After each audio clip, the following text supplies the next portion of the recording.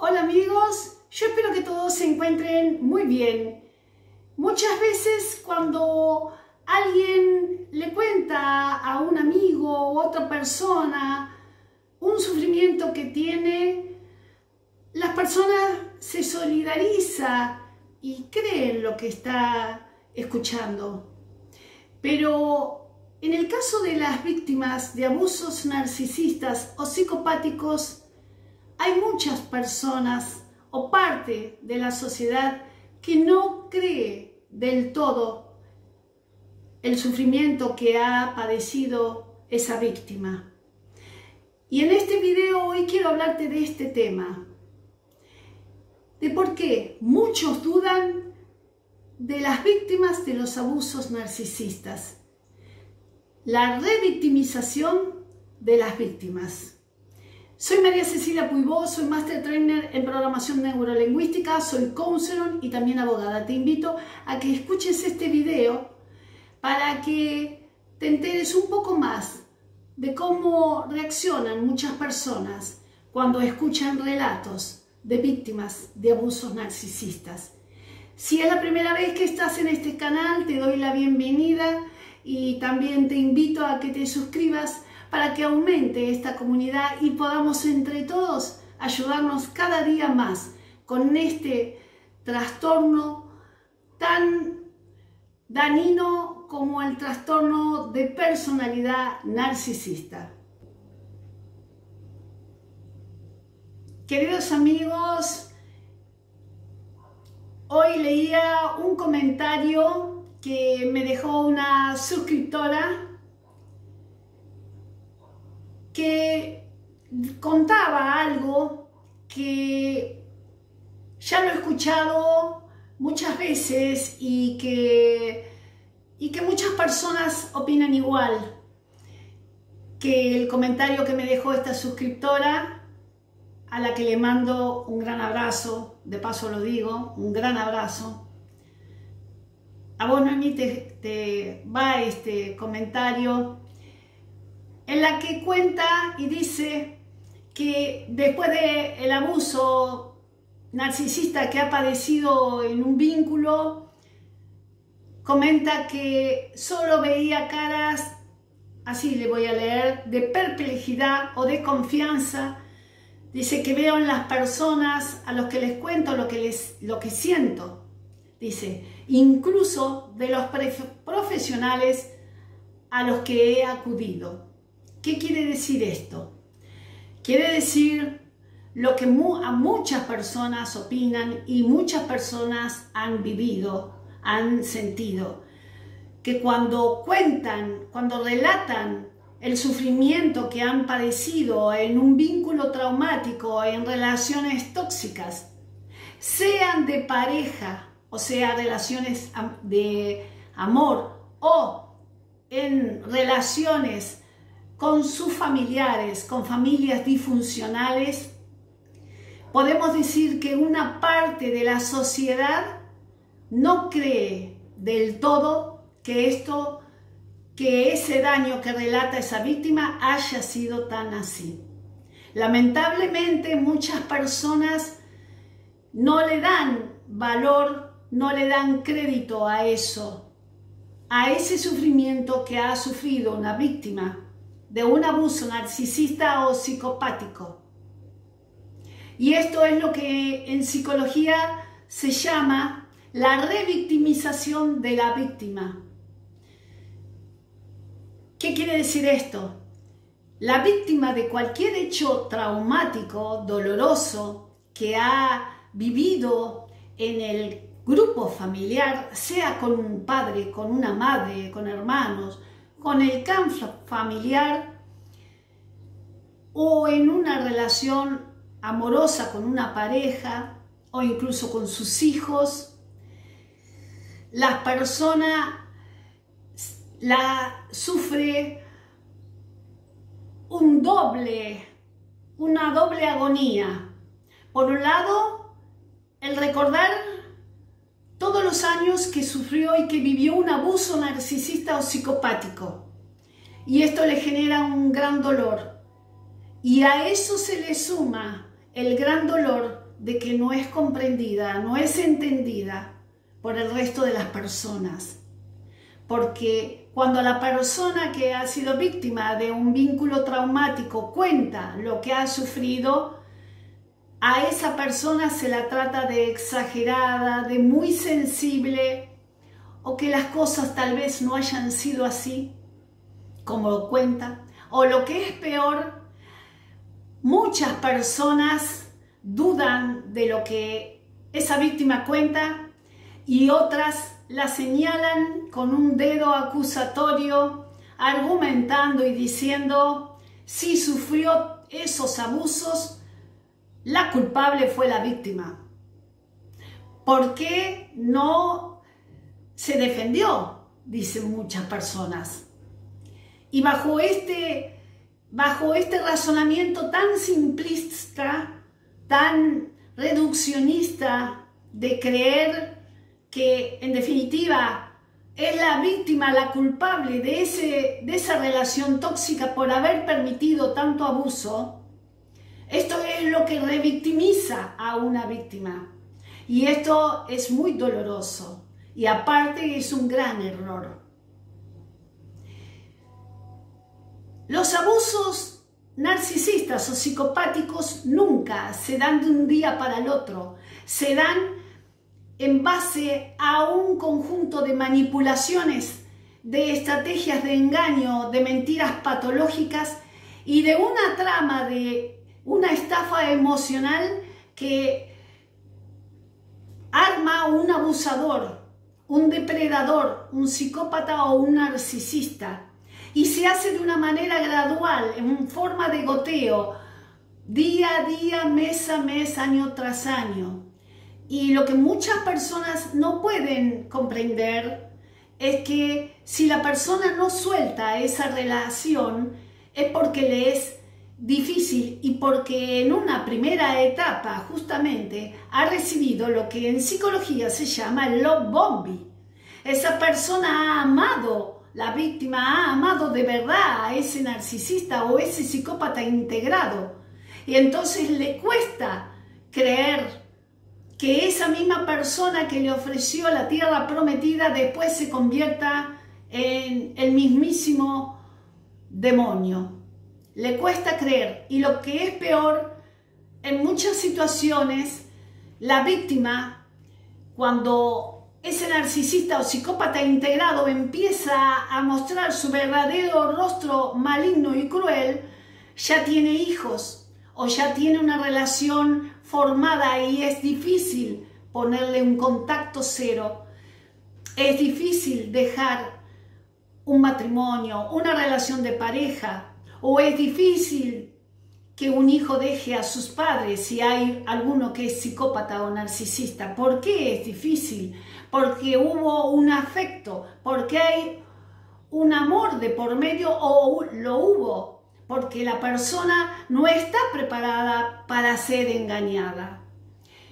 Las personas que no han sido víctimas de estos abusos narcisistas y psicopáticos, vuelvo a decir, no pueden entender cabalmente cómo es la estrategia de un psicópata, cómo se arma un abuso. No pueden entender los efectos que produce en una persona el vivir abuso narcisista o psicopático de parte de un padre o de una madre o de hermanos o de una pareja o de hijos con los padres. No pueden imaginar que en esos abusos se despliegan técnicas, estrategias malignas, de maldad, de premeditación. Entonces, en un pensamiento muy simple, muy simplista, muy reduccionista, minimizan la situación y dicen: ¿y por qué si te maltrató esa pareja tú no lo dejaste? Y si tu padre o tu madre fueron tan malos contigo, ¿por qué no te fuiste a otro lugar? Esto es no entender la realidad, es no entender que el trastorno de personalidad narcisista en cualquiera de sus estilos Y la psicopatía, que es el trastorno de personalidad antisocial, deja una huella psíquica en la víctima y no se hace solamente con una violencia física en algunos casos, sino que la violencia es psicológica a través de manipulaciones. La violencia psicológica no es perceptible fácilmente. Siempre lo decimos en todos los videos. Si a una persona, otra, le da un golpe físico en la cara, le da un golpe, esto es perceptible y la persona se reconoce y admite que le han golpeado y se puede defender. Pero las estrategias de manipulación psicológicas no se advierten fácilmente, porque el abusador hace una tarea muy sutil, muy finita. Esos abusos los tapa con otras técnicas, a lo que se llama el refuerzo intermitente. Va haciendo un abuso y también intermitentemente otorga premios a la pareja para que esa pareja no reaccione, para que esa pareja no se vaya. Y esto es parte del trastorno, porque lo que quiere esa pareja justamente es que esa persona, esa víctima, lo padezca y sufra esa situación.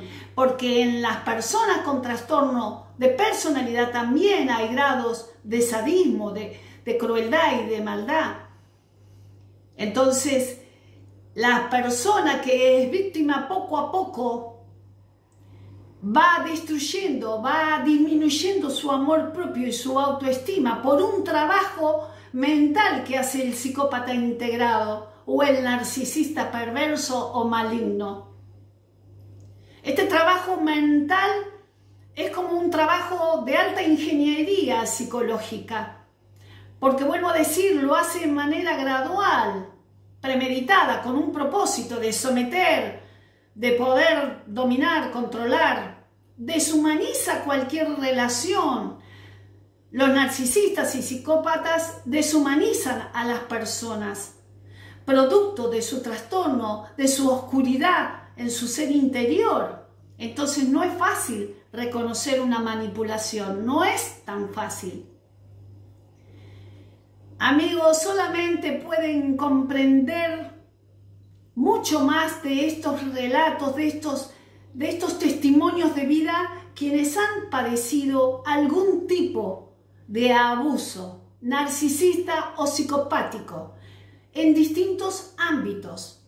Por ejemplo, quien pudo haber sido víctima de un mobbing o acoso laboral por parte de un jefe psicópata o narcisista, entonces puede esa persona comprender el testimonio de vida de miles de personas víctimas de estos abusos. O puede entenderlo alguien que ha tenido heridas de la infancia y que ha sido víctima de abusos graves de parte de su propia familia. Es decir, aquellas personas que han sufrido situaciones similares y por eso las víctimas se identifican con el relato de una persona, se identifican todas. Porque saben lo que es eso, saben que son relaciones muy difíciles, muy complejas, situaciones en las que no es fácil salir, porque es una trampa, es una estafa emocional. Ahora, ¿qué sucede?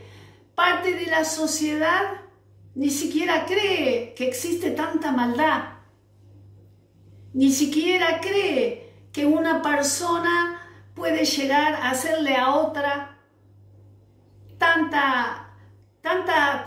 tantos hechos crueles, no pueden creer que exista tanta toxicidad. Amigos, la familia es algo, una institución, es una dinámica grupal que se idealiza, por supuesto. Todos deseamos una familia hermosa, funcional. Obviamente, todo ser humano desea ser amado, ser reconocido, ser amparado, ser defendido por su madre, por su padre, por sus hermanos. Claro, Por supuesto, esto es lo que la naturaleza nos dice, que nuestros padres nos deben amar desde que nacimos, con amor incondicional. Esto es lo natural y lo más ideal. Pero lo más ideal no siempre se da.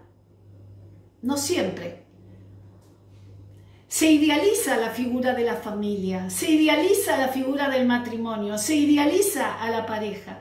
Entonces, cuando se ven estos relatos de familias disfuncionales, muchas personas dudan de esos sufrimientos. Lo primero que piensan es que esa víctima es una exagerada que está inventando, que es demasiado sensible, que no debió haber sido así.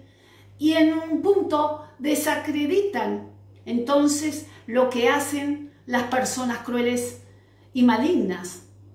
Y el tema es que hay que entender socialmente, amigos queridos, que existe el bien, existen las personas buenas, empáticas, honestas, de muy buena fe. Pero también es una realidad, existen personas muy malignas, perversas, personas con una inteligencia maligna que premeditan abusos hacia las otras personas, y que el trastorno de personalidad narcisista justamente es un trastorno que tiene como eje central el egocentrismo y deshumanizar, como dije, toda relación, todo vínculo, porque el narcisista mira a la otra persona no como un sujeto, sino como un objeto. Entonces, el narcisista, desde su grandiosidad, desde creerse superior, desde creerse con total derecho, es una persona abusadora, tiene un perfil abusador de todos, de todas las personas con que se relacionan. Y son personas con sentimientos y emociones muy negativos, como la envidia, los celos patológicos, el rencor, la venganza, el odio. Y los psicópatas integrados son personas que tienen como característica un alto grado de maldad, de malevolencia y de premeditación, de hacer sufrir a las víctimas, porque tienen grados de sadismo también. Son personas que se alegran, el psicópata se alegra de ver sufrir al otro, aunque parezca mentira. Personas, padres, madres que humillan a hijos y también se alegran si ven sufrir al hijo. No parece humano esto, pero es que esto es parte del trastorno, por lo que digo, porque el psicópata deshumaniza hasta sus propios hijos. Entonces, en un pensamiento colectivo social, es inimaginable que la mamá o el papá golpee, viole, lastime, abuse de un hijo. Desde una mente normal no se puede creer.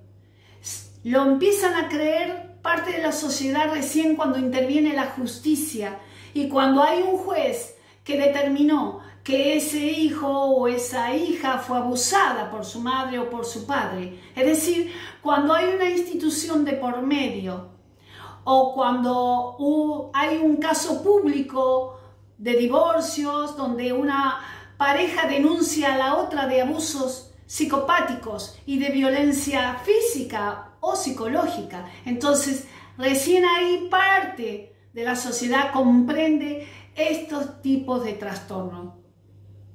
Pero mientras muchas personas no pueden entenderlo.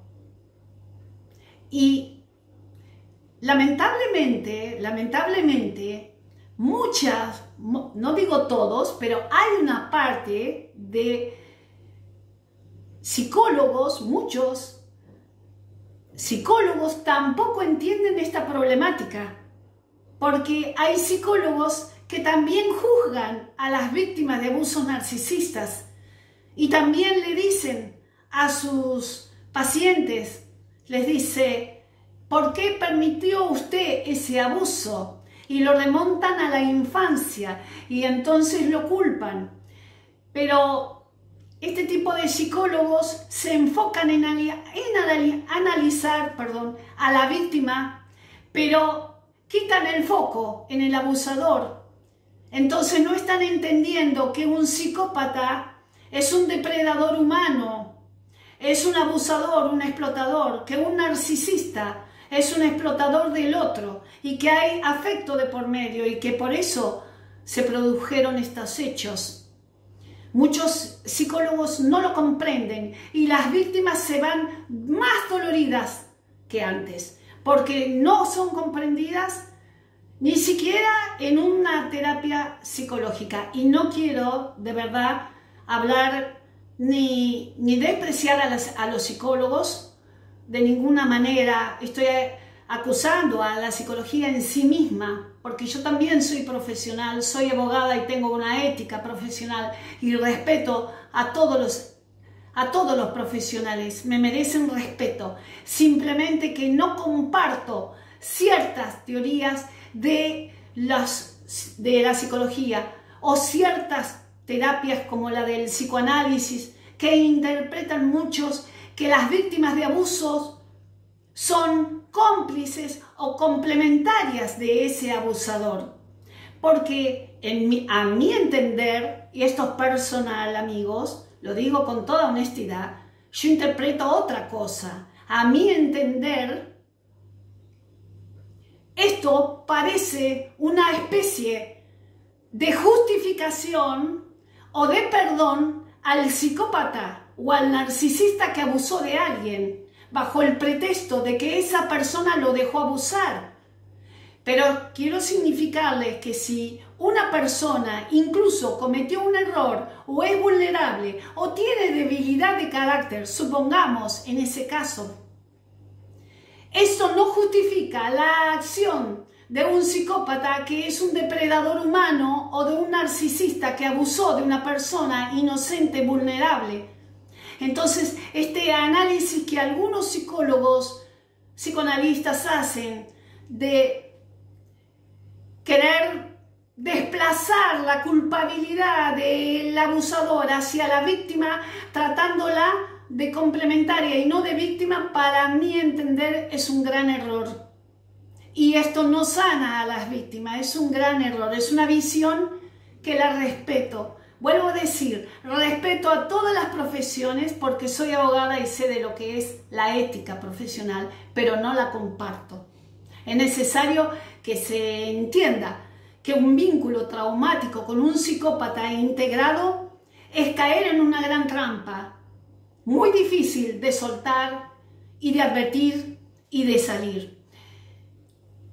Ninguna persona normal elige a un abusador. Ninguna persona, hombre o mujer, elige a un psicópata como pareja, ni a un narcisista. Ninguna mujer o ningún hombre elige a un golpeador como pareja. No eligen esas personas. Eligieron una persona que fingieron amar. Eligieron una persona que camuflaron una personalidad. Eligieron un lobo que se disfrazó de cordero para engañar por su sed de maldad, su sed de odio, de venganza hacia la vida. Entonces, nadie voluntariamente elige un abusador, comprendámoslo, nadie elige a un abusador. La persona elige a alguien que le ha brindado un amor, pero ese amor fue falso, fue una estafa emocional. Entonces, no se puede juzgar a la víctima como culpable o cómplice de lo que esa persona abusadora, explotadora, depredador humano le hizo a sufrir y padecer a toda una familia o a todo un equipo laboral. No se puede juzgar a las víctimas, se debe empatizar, se debe comprender la situación. Y si esa víctima lo cayó durante años, abusos vividos, no es que no lo contó porque no quería.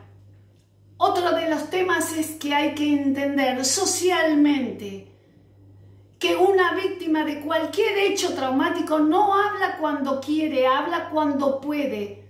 Cuando puede verbalizar, poner palabra a lo que sufrió. Si antes no contó, si fue abusada en su niñez por un padre, un hermano, un tío, un abuelo, si no lo contó antes es porque no tenía herramientas psicológicas, no tenía apoyo emocional para decirlo al mundo.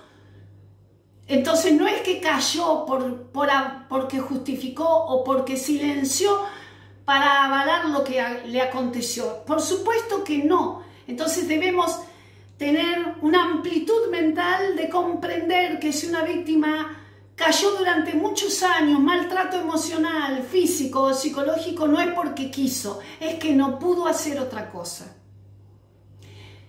En este video quería destacar esta situación porque son muchos los comentarios y aparte me consta, son muchos los que comúnmente dicen: ¿y por qué la víctima permitió tal cosa? ¿Y por qué se permitió? Y muchos dudan de eso y minimizan, sin saber que la psicopatía es un trastorno de personalidad donde el depredador hace un juego mental muy maligno y difícil de percibir. Y que aparte en las relaciones de familia ningún hijo puede sospechar que sus padres son psicópatas. Es muy difícil, se tardan años en darse cuenta de eso. Y en las parejas también. Entonces, amigos, en base a todos los comentarios que leo y que escucho también en relatos verbales de personas que han vivido esos vínculos traumáticos, les sugiero que si quieren que busquen una psicoterapia con psicólogos que sean expertos en narcisismo y psicopatía, o que busquen una sanación emocional a través de distintos caminos desde la espiritualidad cualquiera sea, la que más le identifique, cristiana, judía, budista, hinduista, la que deseen, que busquen ayuda, que no se queden solos, no bajen los brazos, busquen, interactúen con grupos de ayuda, lean, investiguen, aprendan, vean videos, hay muchísimos videos, unos mejores que los otros. Recomiendo al doctor Iñaki Piñuel, recomiendo a Antonio de Vicente, a Jean-Charles Bouchot, francés, a Robert Herr, a muchos autores tan famosos que ayudan tanto. Pero no se queden con eso, no se preocupen si mucha o una parte de la sociedad dudan de ustedes. Ustedes son los que no tienen que dudar en buscar su propia sanación. Y créanme, amigos, les doy una buena noticia, la mayoría de las víctimas logran sanarse. Como abogada ahora les digo, amigos, la felicidad es un derecho y todos tenemos derecho y podemos ser felices, aún después de un vínculo traumático. Se puede ser feliz aún después de haber vivido hechos traumáticos. No bajen nunca los brazos y los animo a que sigan luchando por ese derecho fundamental de ser feliz. Yo espero que este video les sea de utilidad para todos los que dejan los comentarios y cuentan cómo dudan las demás personas de ustedes. No tienen que preocuparse en eso, enfóquense en su sanación, en recuperar su vida y nunca más abusos narcisistas o psicopáticos.